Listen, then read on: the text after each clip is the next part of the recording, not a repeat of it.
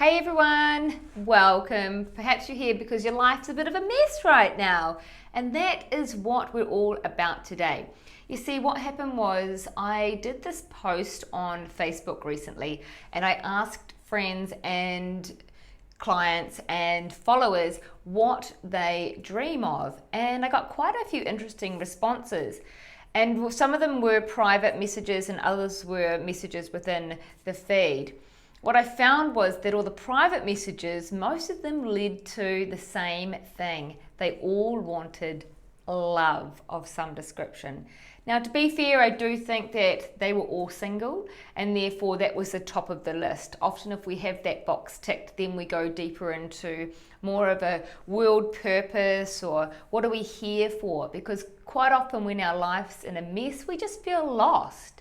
And I got this one particular email from a woman named Michelle. I do know Michelle, and I thought I would read her letter to me to help you to see that you're not the only one in the world with these kind of thoughts and ideas about life.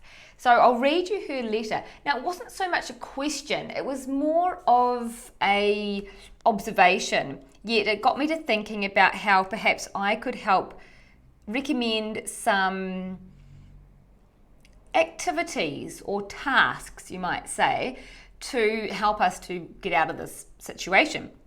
So the letter goes like this. Hi Fiona, you posted recently on Facebook asking, what do you dream of? It got me thinking. I do feel as though I now have a lot of the things I dreamed of, so that's pretty good. However, I do dream of superficial things like losing weight and winning lotto. I also dream of having more self-esteem and better health. I dream of a better relationship. I dream of believing in myself. I dream of not having limiting beliefs, self-limiting beliefs. It's so much, I wouldn't even know where to begin to have my dreams come true. Michelle. So she wasn't even asking for advice actually, but because it just seemed like a common situation where we do actually dream of things from superficial things through to more deep and meaningful stuff. So I have a few suggestions on where to begin when we're feeling in these kind of lost spaces. So the first thing I suggest is the purge onto paper. Now what the purge onto paper is literally just a one big blah, blah, blah, blah, blah onto paper using a pen. And I say pen and paper, not the computer. What we do is we just write down everything that's on our mind, everything that we are fearful of, that we're happy about, that we're sad about, that we're mad about, that we wish would happen, the people that are annoying us, the people that we love. Everything that is top of mind, it's just like clearing the clutter. I often align this to perhaps weeding a garden that you want to plant a whole lot of new vegetable seeds or flowers for the next season. So first of all, we just have to clear away the weeds and get some clarity. So some of them we can put aside and then bring back, or we just want to clear the slate. So by lifting out all that gunk, we can get a lot clearer on what's going on and not feel so overwhelmed. Once it's out, sometimes we can see the answer laid out in front of us. Other times, not so much. So therefore, the next step is to do what I call the life assessment. And I have a life assessment tool that you can download for free. I'll pop the link in the video blurb below. Now, the life assessment tool is about going through various different aspects of your life. So what we do is we rate the aspects. Now I'll list them. They could be things like relationship, family, health, money, career, self-esteem, adventure and fun, friends or social life, dreams, aspirations, and what else would you like to put in there? I mean, we can list a lot of things, but we can keep it to 10 for this sake. I'll list those below as well. And then rate each area of life from 1 to 10. 10 being, it is amazing,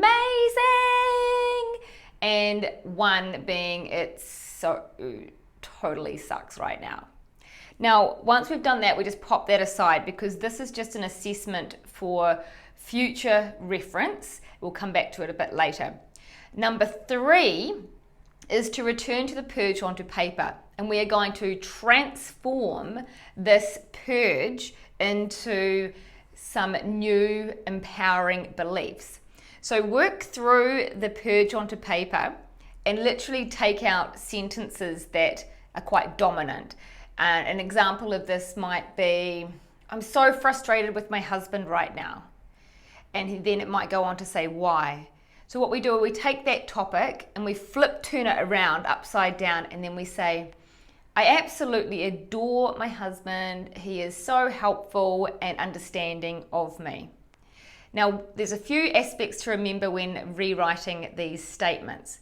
Obviously, you're not feeling like that right now. So what we're wanting to do is turn it into thinking about, okay, what do we really want? What's the contrast of this current problem? What's the opposite?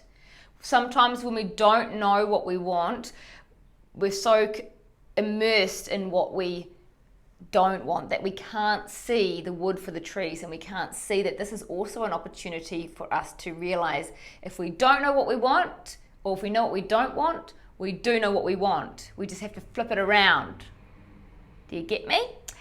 So therefore, we also write in the now as if it's happening right now, because what we're creating here is new beliefs. By flip turning that negative attitude, which may be justifiable, but it's not helpful for us right now. We're flip turning that round for the sake of our well-being, not the sake of anybody else's, purely for the sake of making ourselves feel awesome. So once we've done that, then you've got one positive affirmation. Now, you go on to the next one. It might be, I'm tired of being tired. So therefore, this is about energy and perhaps ways of getting energy. We might turn that into a belief that says, I am always full of vibrant energy and it's easy for me to exercise. I find it so enjoyable. Something along the lines of that, something that will give us energy. On to another one, and you continue working through this. You may end up with 50 beliefs. You might just choose to start with 5. There's no right or wrong. It's just an exercise you can work through whenever you're feeling a little bit of a mess. And then after that, what we do is we go to step number 4. And at this point, we want to write down the new beliefs, and then on the column next to it, write down a baby step that we could do to achieve this. Now, sometimes this requires a bit of thinking or a bit of pondering or a bit of meditation. So often we can think of something logically, like for example, if we want to lose weight, we can consider perhaps starting with a healthier breakfast each day.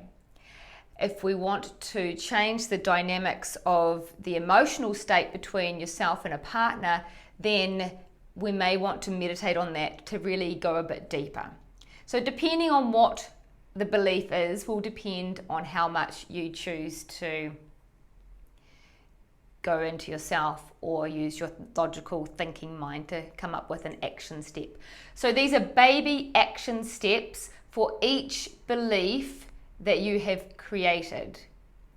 And therefore, you now have some clarity on what you can do to start easing yourself out of this crazy messy time where you may feel a little bit lost.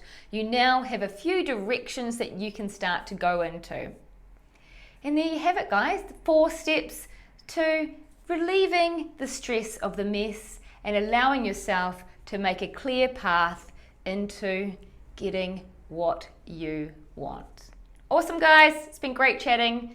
Email me some questions, comment below, like this, give it a thumbs up if you enjoyed this, if you found it helpful, and I look forward to seeing you on the next round.